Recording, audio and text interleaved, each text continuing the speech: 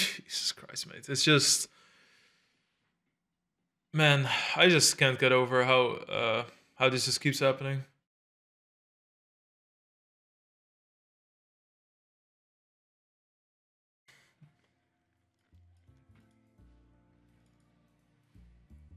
Okay.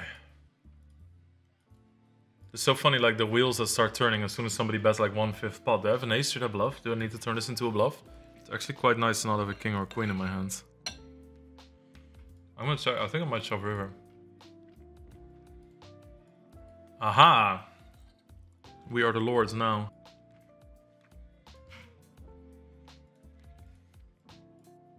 It's really important to just shove. I mean, the smallest bet size you want to go for on the river is 50%, because otherwise bluffing becomes impossible. And you open up the action, so it's generally something you don't want to bet. I'm 0% afraid of hearts because he just shoves the turn with them. Or bets bigger on the flop to commit, you know. I mean, it's going to be hard to get called. I really would have bluffed my jack, I think. Alright, example. So, if solver gives us a solution to do this, right? Let's say you know that queens is indifferent. This is indifferent. I want all three options, right? We can check, we can bet small, we can bet big, or whatever this is. This is probably like flat something, 6 big blinds, or shove 25 big blinds, something like that, right? I don't know where I was just looking for something that's indifferent about something. So let's say we know that a solver plays poker perfectly. What if there are situations, like for instance, there are situations in my head where I know like I'm supposed to mix shove ace-5, ace-4, ace-3 33% of the time, and then flat the rest of the time, or something like that, right? So there are situations that are where that happens. What is the best way to try and play the most like a solver? Which is extremely important, because if you play like the person who plays the most like a solver plays the closest to perfect is the person that's gonna win the most. If you guys think why Adamo is winning so much, yes, he's running like God, but also Adamo supposedly, and from what I hear, is studying a shitload. Linus Love, if you watch some hands from him that he played on Triton, they ran the hands with a solver, and he's pretty much spot on with every bet sizing, every bet. So if you know, for instance, that this is the case, what you could do, for instance, is you could say like, okay, I'm gonna roll, and the most passive action is gonna roll the lowest. So when you see this, to play perfectly, or play as close to a solver as you want, if you try to human pick this, right? If you try to make this with human frequencies, I'm still gonna make it situation dependent. I'm still gonna be like, yes, but I'm on big final table, or yes, okay, but maybe not this time, or maybe without knowing it, I'm gonna actually pick all in all the time, because that becomes my standard. So it's almost impossible for a human to be completely random. So people look for things that they can be random with. Like if you play live and something needs to be 25%, you can have in your head, if I have to do 25%, then if my left card or my top card is a club, then I always shove. If it's not a club, then I check, right? So you can randomize using various ways. So obviously 50-50, you can look at the clock if it's even or uneven, that sort of shit. So what you can do when you play online, when you have an RNG and you want to simulate something where you just realize like it's indifferent, you can just say like this. Okay, so the most passive action, calling or checking, is 0 to 40, and then 40 to 60 is raising, and then 60 to 100 is shoving. And then so it's like, okay, so it's a shove, check, shove, raise. You see, so that's the way you can do it, right? Shove, check, shove, because it's over 60, raise, check, shove, check, raise, shove. See, so if you do this, then you just pretty much simulate this. And you know, there's plenty of situations where that are very common. You always try to study the most common situations first, right? Because the more a situation happens, the better you become at that situation, the more money you're gonna make, as opposed to like something super obscure. Really enjoyed watching that. And you guys saw the UFC channel hosted me a few times, which is fucking amazing to me. I had the same kind of reaction, right, to when I saw this sub. Alright, we can just bet small. He's gonna have so insane many misses. And also, like, you want to think when you play against the big blinds, you know, are they gonna have, what are the two pairs, right? Like, what are all the combos? They're not supposed to defend 5-3, 5 deuce, 3 deuce offsuit. So all of those combos are in the dumpster. So all of a sudden, my range becomes a bit stronger. That's different on 6-5-4, right?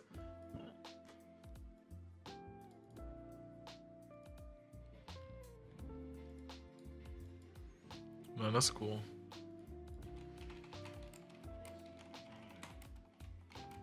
Nice. I think that if I bet this small, that he's gonna check raise certain flush draws. I actually, you know what I should do? I should become a one-table streamer. I really fucking love doing one table and talking to you guys. This is 0.3%. A very low bear.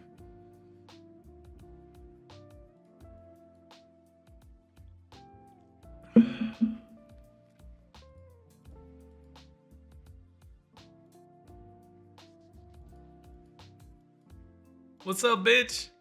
And this is, children, this is why you don't bet less than half pot on the river.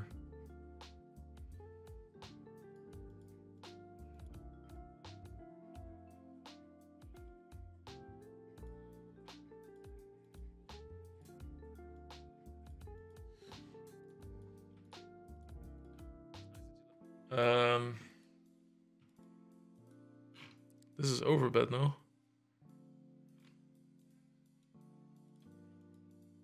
Is it though? Or is it only on like Jack 10-9 with a queen and an... Because I have no ace king. But that's the only hand, right? Oh, nice. Probably watched the movie 100 times. Me too, AJ. Oh. Man, is there anything as beautiful as flopping a set?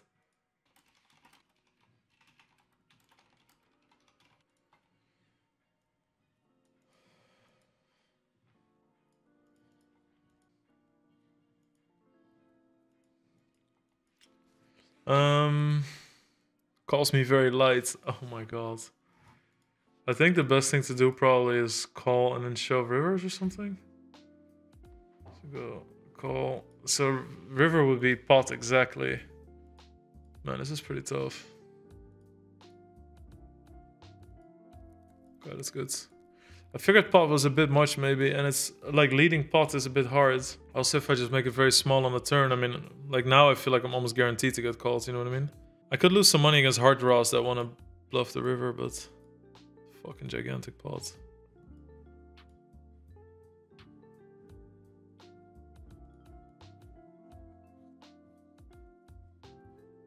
Anytime somebody times out against me, I always hope they were slow rolling me.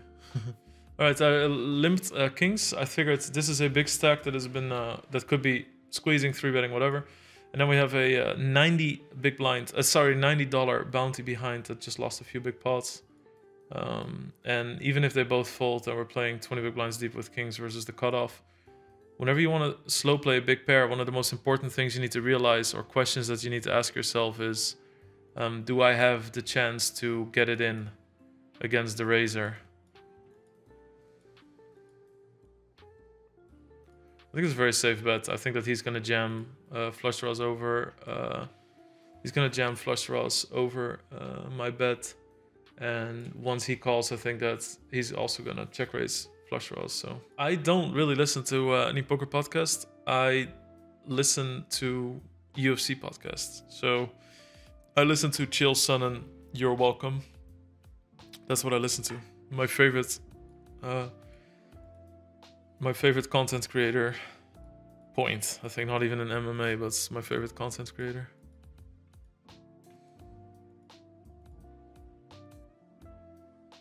Very nice. And we're crushing here. It's 10k first.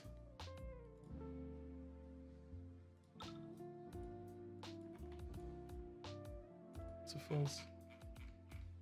It's a fold, especially with all these big c-bet sizings that people have. It's like when you defend ace 5 or ace 6 versus an early position open and flop is ace high, you almost know for sure you're not gonna win the hand. If it's like a Broadway sort of flop. Can you comment some of your hands? Yeah, I just haven't had many hands, but I mean this is all. I have queens, I want to get it in, right? I went into depth on the king's hand, so nice. This is huge. Should be coming up on chip leading now. Oh, 100 big blinds. Oh yeah, Ruthen is right. Also, I'm gonna be reviewing hands after the stream. or after this poker session. Also 3-betting Jack 10 here.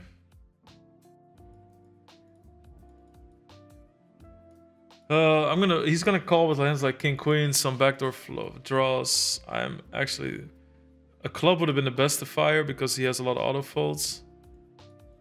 I actually think I'm just gonna shove. It's a bit YOLO. No, I'm gonna bet small. Shoving would be fucking crazy. Okay, contain yourself. I'll get folds from King Queen and shit this way too. Fucking relax. It's also like the smaller you bet on the flop, the wider their range is gonna be, the more you get the barrel turns and get folds, you know. I'm just gonna give up now. See, that's exactly why it's good to bet clubs on the turn and not something that makes a backdoor draw. Really funny how that works.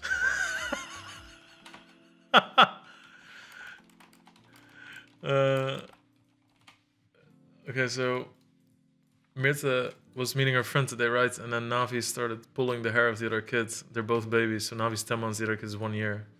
Almost exactly. And then Navi started pulling his hair. The kid really didn't like it. And right, started crying. Well, it's, you know, it's obviously not okay or whatever. But Navi doesn't know either, so like, what the fuck are you gonna do? But now Mirta sends me this picture. There's almost like an action shot. And you see Navi sitting with a smile and his hand like this towards the hair of the other kid. Nice, $5. With the hair towards the hand towards the hair of the other kid, and you see the other kid like this. Really funny. Seeing the circumstances. Yeah, there's tons of videos. If you just Google my name, there's tons of videos of me playing cash games and real life stuff.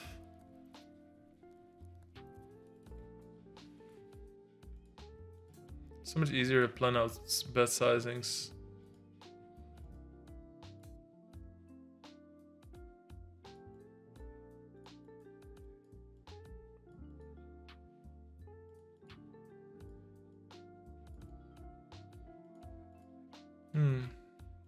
It's not like I have a shitty range, right? There's no value bets here. Yeah, I mean, you can tell from the fact that he checked that that's a correct statement, right? If he checks this hand, knowing that he'll probably lose, that means that I have a pretty fucking strong range. I mean, you still have the bottom, so I do think that maybe you have to find a bluff there, but especially with 10 of clubs, I don't know. Like, what are your bluffs if you check that, right? You want to have a club in your hands, but yeah, at the same time, it's not that easy.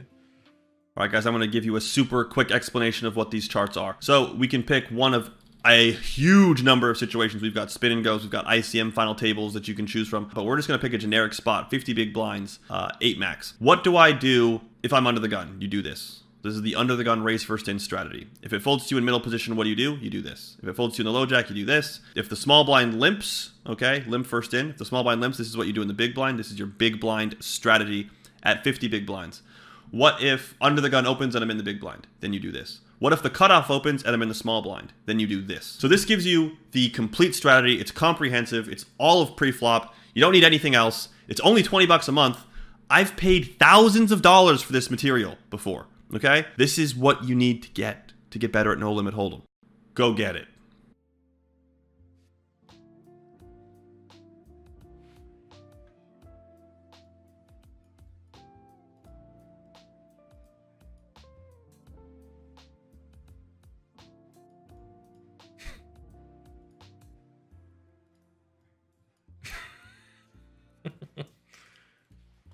Funny, runners. You want to be a bit careful betting 10-9, 9-8 structures versus the big blind because they have so many hands that interact well with it. So you don't want to always bet them. And if I have to check a lot, then I also want to start checking pairs. And the perfect pair to bet is Jack 9, obviously, or a 9x, and then with no kicker even. So I also think that a lot of scare cards that could come on the turn with 10-9 interact well with the jack, so that's kind of that's good too.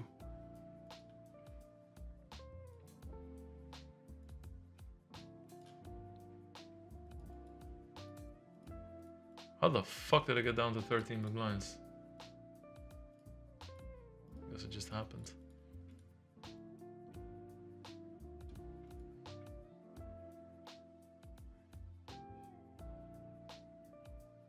Okay, this is a good card to shove. If it was like lower than a 9, I would have checked. But some floats make hands, right? Jack 10, Queen Jack are going to be super tempted. He might have some backdoor diamonds with... Let's say it was Ace Queen of Diamonds. I don't think he's necessarily folding a flop, so... I just need to shove. If they have a better hand, it doesn't fucking matter, because I would have gone broke anyway for 13 bigs, right? So...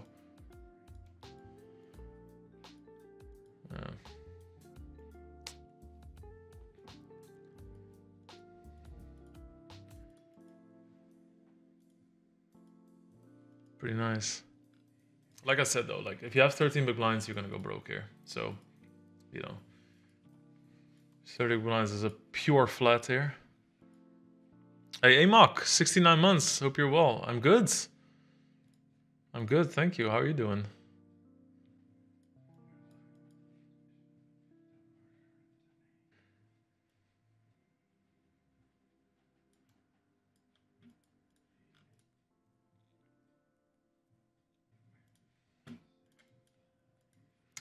This is a video of Navi. This is when he found out the mirror and he starts making faces to himself.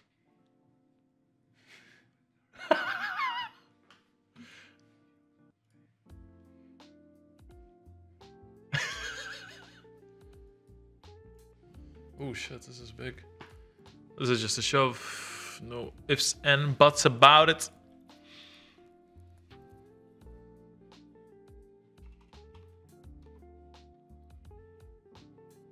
Don't tell me we're gonna finish with a 2-outer. Okay, good. Holy shit, amazing. Thank you. Nice, we're contenders again. You want? You want it, mate? Come get it. So spend some time in studying. You'll improve quick. Just a few hours a week, you know, cause... Okay.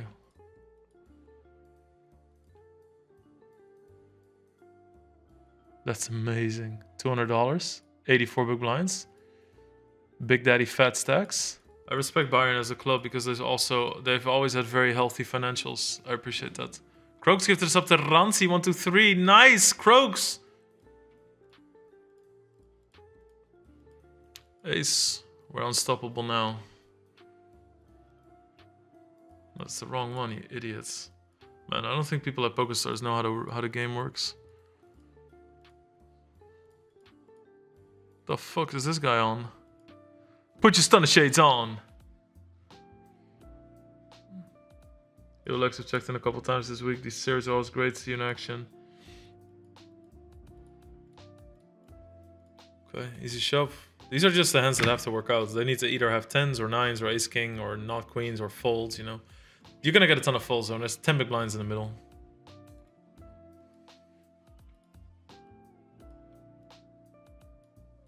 That's pretty disgusting.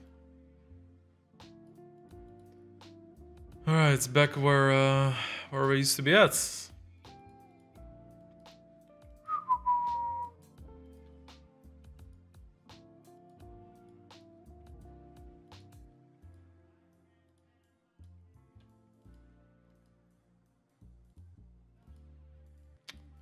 Jacks versus aces. Last 17, that sucks. Okay. Easy call.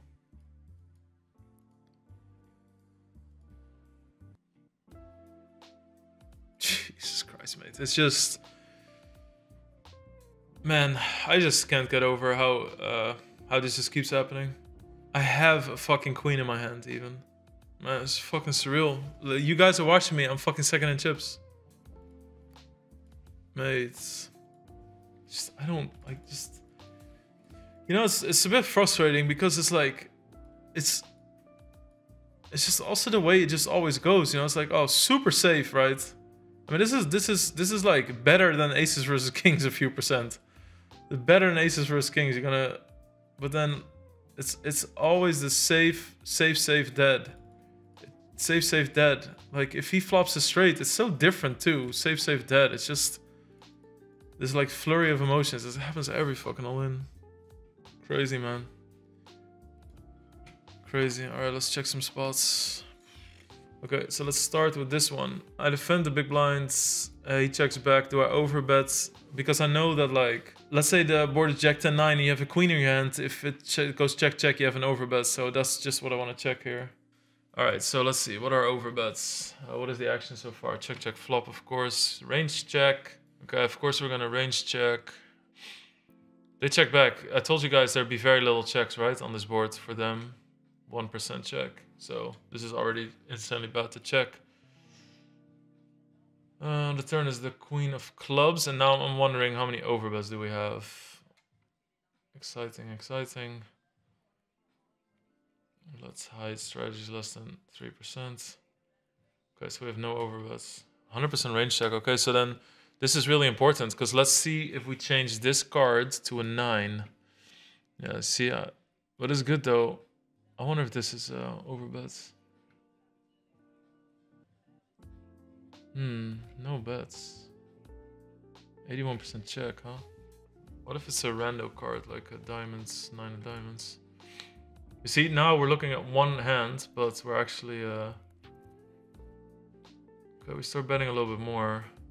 I think it's if we're up against the button, I think then all of a sudden, because this is a much tighter range. Okay, cool. Okay, so we have to pay attention that it's against late position that we do it. Oh yeah, I wanted to see this guy fucking check raise the flop, bet the turn, bet the river. I thought it was the most insane line ever. Let's see. I want to see every single street. Okay. People always seem to think that, like, when you're on a poker grind, that the fair trade-off is to see how you did in one tournament or something. It's so crazy. Okay, so range check obviously, and then I have a lot of 1 big blind bets, I assume. 1 big blinds, 2 big blinds even. Wow, that's surprising. I mean, we're 37 big blinds deep. We have a lot of 1 big blinds. Let's see. Check 1 big blinds. So I did bet 1 big blinds. And he actually made it 3 big blinds. But for the sake of... Okay, let's see. Queen 8 mixes it in. That's actually... I want to see. Queen 8. Is there any issue? Okay, so it's indifference. Wait, it doesn't have offsuits? Oh, Queen 8.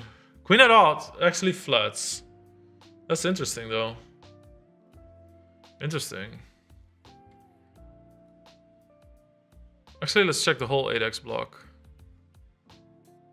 So... 8x pure call, you see, so he's in fancy lands. Yeah, you see, it's just look at how much green there is and how little. But he found some. Okay, Queen 8 off isn't, but he found some Queen 8, so I mean, he's a good player, so let's give him the benefit of the doubt. Now I call. Let's see how he responds. Let's see how the turn, because I don't really understand if they bet again. He bets 33%, and I was surprised there. How does the 8x block respond? Lots of checks now, you see? Checks. Yeah, he just overplayed it massively. He went into fancy land a little bit, but he found a little bit of a bet. So okay, there is some. Okay, credit where credit is due. He didn't bet 8-6, right? He bet Queen 8, and Queen 8 does show some bets, and it does show 33%. So maybe this guy is just a fucking legend. Let's see what the river does. If the river says that he still mixes bets with fucking Queen 8, 33% he bets. What's the river? 6 of spades.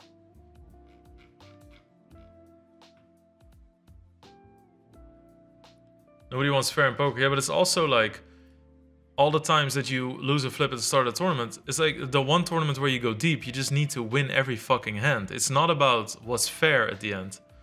Okay, so 66%, which is 16 big blinds. He has 0 small bets now. And now, okay. Now all of his shit checks. The one where he finds some fucking bets is King 8, but it's... You can neglect that. Okay, so he did play like it's like fancy land. I just like, when he bet the river, I was just like, what the fuck is going on? Which made me call, right? So I call because I feel like there should have been a check somewhere. How does he actually behave with his ace-x block? His ace-x block bets big. 66%, but from the weight you can see that he checks it a lot earlier, so... Where do his bluffs come from? Random backdoor... random jack 9s and shit. Okay. All right. Okay, so we're right. He was out of line. That's good to know too. That's good info, you know. That was a fun one. All right, team. That was it for me. It was fun doing some studying. That actually does help a lot in terms of motivation. I told you guys before, but we did add another piece to my bundle. So if you wanna also study and like, you know, you wanna hear two people talk about poker and follow along and learn from that. Pretty much all the ideas that I apply are in these lessons here that I've learned over the summer. And we recorded everything so that you guys could learn with us. And we added these new videos to the bundle. And everybody that already got the bundle has this value too. And this is not the last thing that we're going to add. So get on board. The best time to start studying is right now. All right, peace out. See you guys tomorrow.